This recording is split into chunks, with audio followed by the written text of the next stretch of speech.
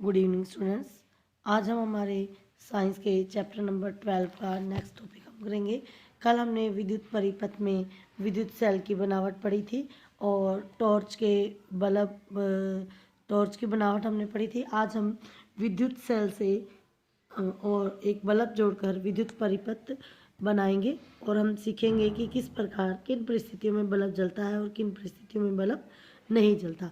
इसमें बेटा सबसे पहले हमें 4 विद्युत तार लेने हैं, छोटे छोटे टुकड़े। ये देखिए 1 2 3 4 इस तरह के तार लेने हैं और इन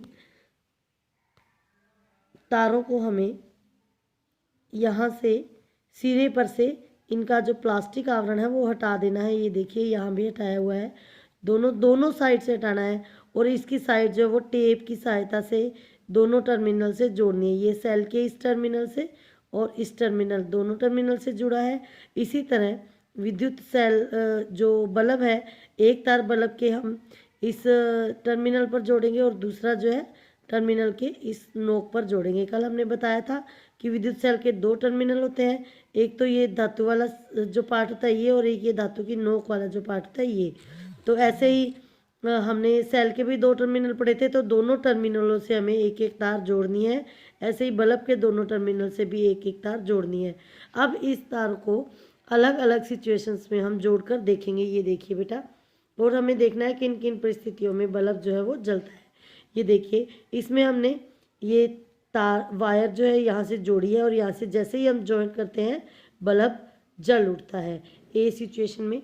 बी सिचुएशन में देखिए बेटा, एक साइड से वायर जुड़ी है और दूसरी साइड से वायर नहीं जुड़ी है, तो यहाँ पर बल्ब नहीं जलता है।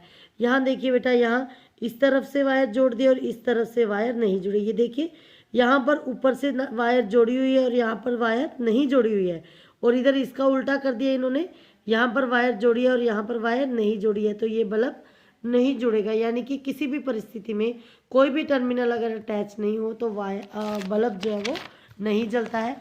इसी प्रकार नेक्स्ट देखिए, यहाँ पर इन्होंने जो वायर है, एक टर्मिनल जोड़ दिया है और दूसरा टर्मिनल जो है वो डायरेक्ट उन्होंने एक ही टर्मिनल पर दोनों तारें जोड़ दी है, तो ये भी बल्ब यहाँ भी नहीं जलेगा।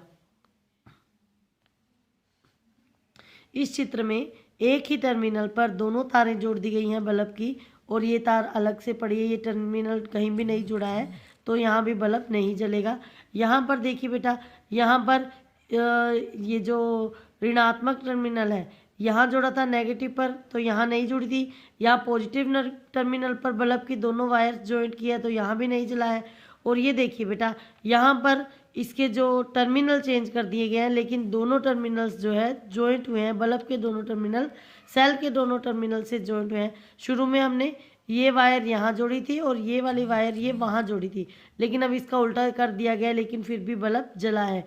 यानी कि हम कह सकते हैं कि टर्मिनल जो है वो ज्वाइंट होना बहुत ज़रूरी है। दोनों टर्मिनल, सेल के दोनों टर्मिनल बल्ब के दोनों टर्मिनलों से जब जुड़ेंगे तभी जो है बल्ब जलेगा।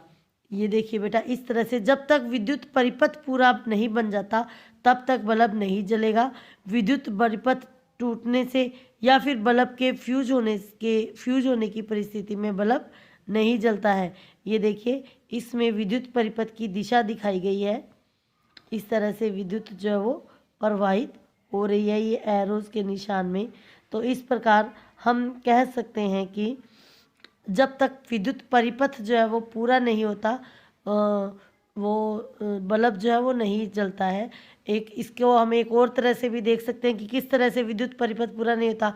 देखिए, हम एक सिरे से, इस परिपथ के एक सिरे से पेंसिल लेकर दूसरे सिरे तक, इसके ऊपर परिपथ जिस तरह से चलता है हम पेंसिल घुमाएंगे।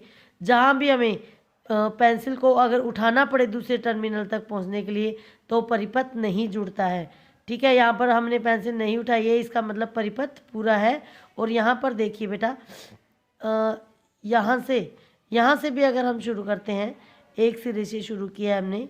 ये देखिए, हम इस वायर से अगर हम लेते हैं, यहाँ पर लेते हैं, तो वापस जब हम यहाँ आएंगे तो हम यहाँ नहीं आ सकते, क्योंकि ये परिपथ पूरा नहीं, यहाँ पर जॉइंट नहीं है, ये अलग है। ये जब तक ये चारों तार आपस में जुड़े नहीं होंगे इस तरह से, तब तक परिपथ पूरा नहीं होता है। तो इस तरह से ये एक विद्युत परिपथ हमने आज समझा है।